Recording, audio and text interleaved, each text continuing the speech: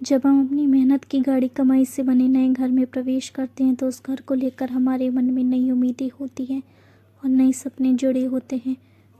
हम ये सोचते हैं कि आने वाला वक्त हमारे लिए नए अवसर लाएगा और नए घर में हम अपने परिवार के साथ सुख शांति और सुकून से रहेंगे।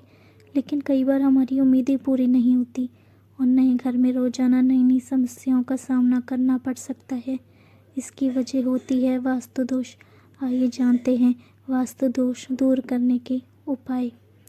मनुष्य घर बनवाता है सुख शांति और सुकून से रहने के लिए, लेकिन जब नए घर में जाते ही कार्य में अड़चनें आनी शुरू हो जाती है और धीरे धीरे सुकून गायब होने लगता है, जिसके कारण व्यक्ति सोचता है कि इससे तो अच्छा किराए का पुराना मकान था। अगर नए मकान में प्रवेश करते ही रोजगार में गिरावट, परिवार के लोग अस्वस्थ, सबका अचानक चिड़चिड़ा स्वभाव, बरकत में कमी, अपने ही पराये हो जाएं, तो समझ लीजिए कि अवश्य ही आपके नए मकान में कुछ ना कुछ वास्तु दोष जरूर है।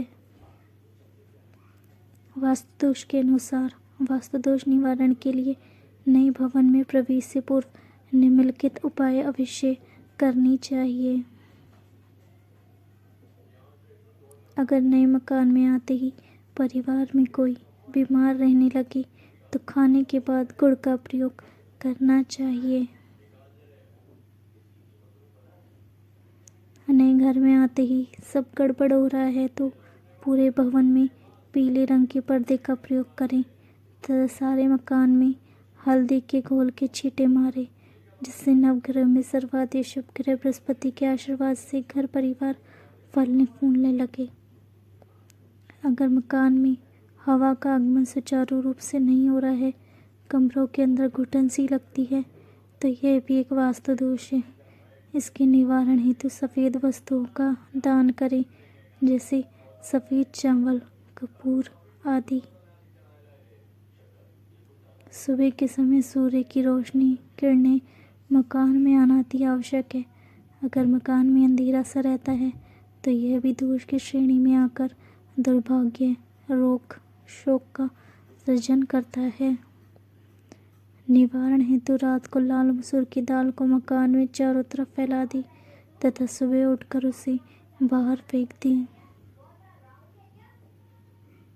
अगर बार बार मकान में सीलन आदि की रोकथाम कराने के बाद भी सीलन ना जाए और रहने वाले लोगों को सांस की बीमारी, अस्थमा आदि की समस्या लंबे समय तक हो, तो ऐसे में प्रत्येक सोमवार को खीर का भोग भगवान को लगाएं तथा उसे स्वयं खाने के साथ साथ अपने रिश्तेदारों तथा प्रिय लोगों को भी खिलाएं। अगर आपके बच्चे आपका कहना नहीं मानते, पढ़ते नहीं हैं, तो तांबे पर बने सूर्य यंत्र को अपने मुख्य द्वार पर लगाएं तथा अपने पूजा स्थल पर भी सूर्य यंत्र स्थापित करें तथा उसकी पूजा करें। अगर नए घर में आने के बाद नींद न आने की शिकायत हो गई है तो 5 हल्दी की गांठ को पीले कपड़े में बांधकर अपने सोने वाले तकिए में रखें। साथ ही मकान के कच्चे भाग में हरा धनिया उगाएं, इससे आपको राहत मिलेगी। अगर घर में लगे पेड़ पौधे या तो सूख रहे हैं अथवा फूल नहीं दे रहे हैं, तुलसी जी बार बार सूख रही है, तो ऐसे में गमले के नीचे सफ़ेद चावल, कपूर रख दें तथा मिट्टी पर भी कुछ चावल बिखेर दें। इससे समस्या का समाधान होने लगेगा। अगर नए मकान में आते ही रोजगार में अचानक गिरावट आ जाए तो बरकत में कमी होने लगे तो कच्ची धानी के सरसों का तेल का दान करें तथा शनिवार शाम को पीपल पेड़ में तेल का दिया जलाएं।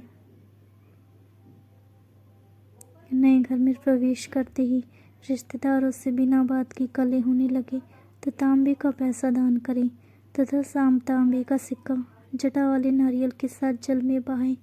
इसके साथ ही धार्मिक ग्रंथ दान करें। अगर आपको लगता है कि नए घर में आपकी सुख शांति बाधित है तो ये उपाय करें। स्वास्थ्य यंत्र घर के मुख्य द्वार के ऊपर लगाएं।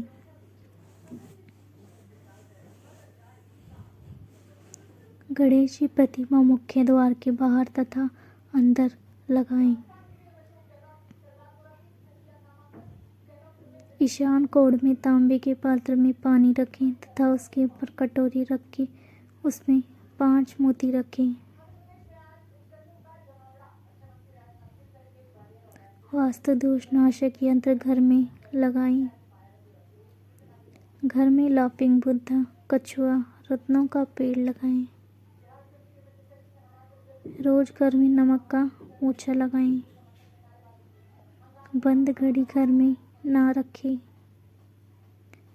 दोस्तों, अगर आपको ये जानकारी अच्छी लगी हो तो चैनल को लाइक और सब्सक्राइब कीजिएगा ताकि इसी तरह की और जानकारियाँ आपको टाइम टू टाइम मिलती रहें।